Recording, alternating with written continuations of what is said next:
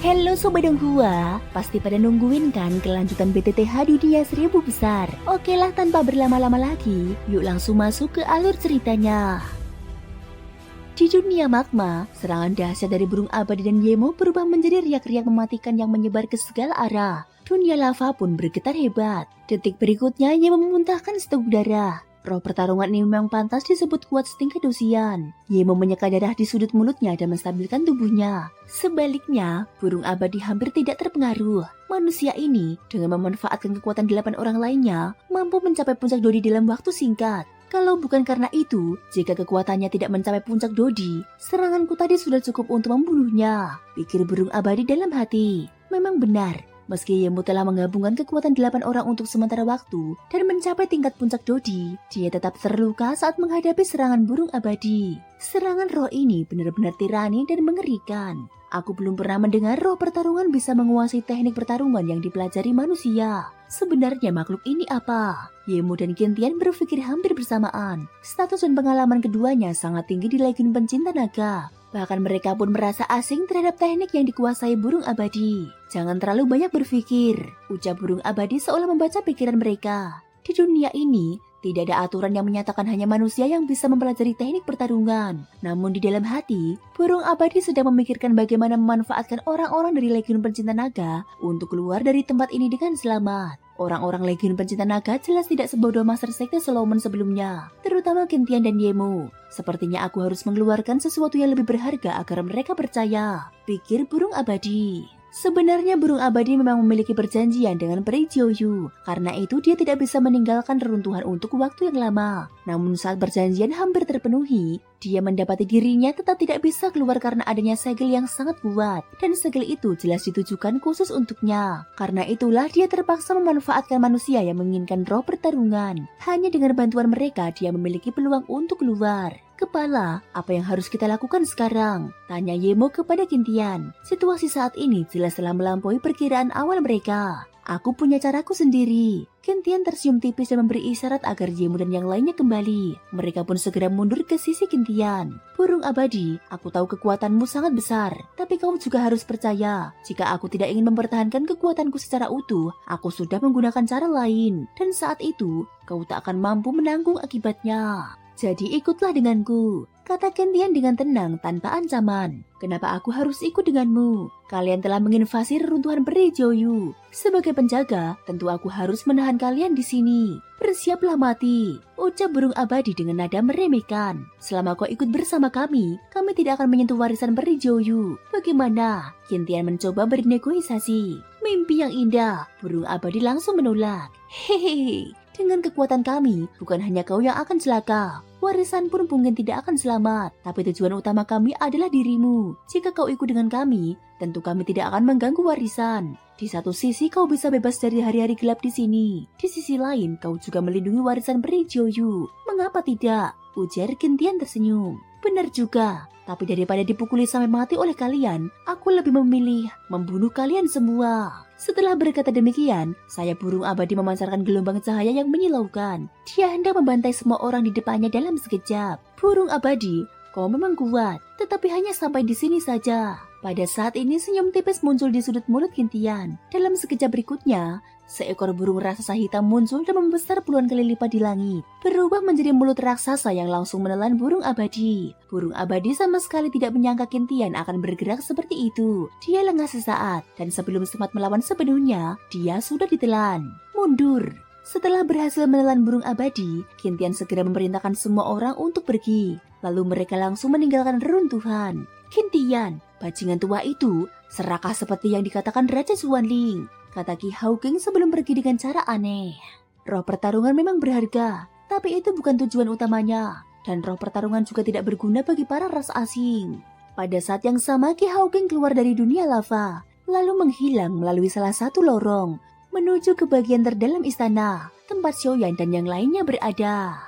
Beberapa bulan telah berlalu sejak reruntuhan itu dibuka. Pada saat ini, Xin diperlihatkan di markas besar Pavilion Wenhua.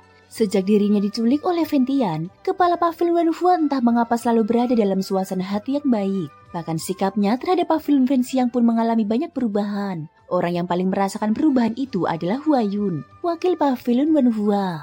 Huayun telah mengikuti sang kepala pavilion selama bertahun-tahun. Dia sangat memahami sifat dan watak majikannya. Melihat keadaan seperti ini, dia tahu kesalahpahaman yang tersegel selama ribuan tahun tampaknya akhirnya telah terurai. Kepala pavilion Huaxin, suasana hati Anda tampak sangat baik, tanya Huayun sambil bangkit sedikit dan menuangkan teh.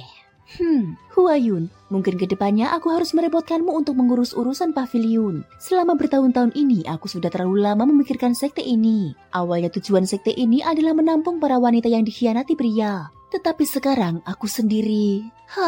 Huaxin menghela nafas panjang. Peraturan pavilion Wanhua ditetapkan olehnya sendiri, dan kini justru dirinya yang melanggarnya. Kepala pavilion, apakah Anda akan pergi? Huayun seakan sudah menduganya. Lalu bertanya dengan hati-hati. Mungkin, selama ini aku selalu berpikir bahwa Ventian yang bersalah padaku. Tetapi pada akhirnya akulah yang bersalah. Kami sudah memikirkannya. Setelah kompetisi sekte ini berakhir, aku akan mengundurkan diri dan menerima segala tanggung jawab. Kami bertiga akan mengembara bersama ke penjuru dunia. Ucapnya dengan sedikit harapan di wajahnya. Pada saat ini Huayun menghela nafas pelan, namun dalam hatinya dia turut bahagia karena Huaxin akhirnya menyelesaikan kesalahpahaman itu. Aku juga akan menjaga sekte ini. Jika suatu hari kepala pavilion membutuhkanku, aku akan selalu menunggu, kata Huayun setelah berpikir sejenak. Xiaoyun, terima kasih, ucap Huaxin dengan tulus. Nona benar-benar suka bercanda. Huayun tersenyum tipis dan keduanya pun kembali berbincang dan tertawa bersama. Pada saat yang sama, adegan serupa juga terjadi di sekte racun. Wilayah terlarang sekte racun, tempat tinggal sang master sekte. Konyol, Bingxin, apa kau sadar apa yang sedang kau katakan? Seorang wanita parubaya berteriak marah, menatap langsung ke arah Bingxin dengan sorot mata penuh kebencian, seolah ingin menelannya hidup-hidup. Bingxin mengernyitkan alisnya dan berkata, Soling, ini perintah. Soling, wanita muda itu kini menjabat sebagai wakil master sekte racun. Kekuatannya telah mencapai puncak dodi. Dalam beberapa hari lagi menembus ke tingkat berikutnya bukanlah hal mustahil baginya. Aku tidak setuju. Bajingan tua Ventian itu. Soling menolak mentah-mentah, nada bicaranya penuh kebencian. Nyawa sang master sekte racun memang pernah diselamatkan oleh Ventian. Sejak dia menikahi Bingxin, secara sah mereka adalah suami istri. Namun setelah bertahun-tahun, Ventian tak pernah datang menemuinya. Karena itu, Soling sangat memandang rendah Ventian. Cukup Soling, aku tidak setuju dengan keputusan ini. Dan para tetua sekte pun pasti tidak akan setuju. Lanjut Soling. Aku sudah memutuskan, kata Bingxin datar. Jadi kau benar-benar akan pergi. Kepala sekte, apakah Ventian itu masih bisa disebut pria? Tak peduli pernikahan itu asli atau palsu, sejak kau menikah dengannya, kalian adalah suami istri yang sah. Tapi lihat Ventian, apakah dia pernah bertindak seperti seorang suami? Amarah Soling semakin memuncak. Dulu dia terpaksa. Dia menikahiku untuk menyelamatkanku. Soling, jangan membuat keributan. Setiap kali Soling menyebut kata menikah, hati Bingxin terasa hangat. Meski dia tahu semuanya hanya formalitas. Sampah itu, kalau dia berani muncul, akan kupukul sampai mati. Masih ingin dua putri melayani satu suami. Bermimpi saja. Soling tak bisa menahan diri untuk memaki melihat obsesi Bingxin. Soling, sekte ini bahkan tak takut mati. Apalagi hanya gosip orang lain. Bingxin langsung marah. Soling tahu dia tak bisa lagi membujuk sang master sekte. Namun dalam hatinya dia tak akan menyerah begitu saja. Ventian, dalam kehidupan ini aku akan mengikutimu. Karena nyawaku adalah milikmu. Aku akan selalu berada di sisimu. Seperti yang kita sepakati, setelah kompetisi sekte ini selesai, kita akan pergi hingga ke ujung dunia. Aku akan tetap menjadi pelayan kecil yang dulu merawatmu. Tapi soal Huaxin, aku tak peduli. Setelah berkata demikian, Bingxin perlahan memejamkan mata. Di sisi lain di pavilion Fengxiang, Ventian juga hanya bisa menggeleng dalam hati. Dia tahu telapak tangan dan punggung tangan sama-sama daging. Manapun yang terluka tetap menyakitkan. Dengan urusan 3 sekte besar itu, reruntuhan pun memasuki tahap akhir. Sementara itu di dalam Pulau Guanghan, situasi juga telah mencapai saat-saat terakhir. Banyak murid memperoleh manfaat besar dari reruntuhan tersebut, tetapi mereka tidak terlalu memperdulikan warisan serta doki milik peribulan. Di bagian terdalam Istana Kristal Ungu di Pulau Guanghan, Yutu memimpin Xiaoyan dan 2 lainnya melewati istana hingga tiba di inti terdalam. Apakah sudah sampai? Tanya Xiaoyan saat mereka berhenti. Ya, sudah, tapi jangan terlalu senang dulu. Meski kau memiliki runa warisan peribulan, jika kau tidak menyelesaikan hal itu, kami tidak akan menyerahkan warisan kepadamu, kata Yutu santai, namun saat menyebut hal itu suaranya terdengar serius. Tidak masalah, ayo kita masuk. Yuru sempat ragu ingin berbicara, tetapi Xiaoyan menepuk bahunya. Pergilah, ujar Yutu ketika mereka menyetujui. Begitu suaranya jatuh, cahaya di sekitar mereka perlahan menghilang. Xiaoyan dan rombongannya tiba di sebuah ruangan kosong. Kalian akhirnya datang. Sebuah sosok yang sangat dikenal Xiaoyan muncul. Ternyata dia adalah Ginseng Raja Langit yang telah berubah wujud bersama Paus Iblis. Ginseng Raja Langit yang pernah ditemui Xiaoyan sebelumnya. Saat memasuki istana, Xiaoyan menyadari Ginseng Raja Langit itu menghilang. Namun karena waktu mendesak, dia tak sempat mencarinya. Hei, itu bukan urusanku. Aku memang bisa memberimu doki. Bahkan jika kau tak bisa menyerapnya, aku bisa menyegelnya sementara dalam tubuhmu. Tapi doki itu punya ambisi besar. Kalau terjadi sesuatu, jangan salahkan aku. Ginseng Raja Langit buru-buru menjelaskan saat melihat ekspresi dingin Xiaoyan. Pada akhirnya aku malah jadi buruh gratis untuk orang ini. Sial. Xiaoyan tak bisa menahan diri untuk mengumpat pelan. Sudah tiba, ucap Yutu acuh tak acuh pada Paus Iblis. Paus Iblis mengangguk pelan, lalu menatap Xiaoyan. Aku tak menyangka kau benar-benar berhasil masuk ke tempat ini.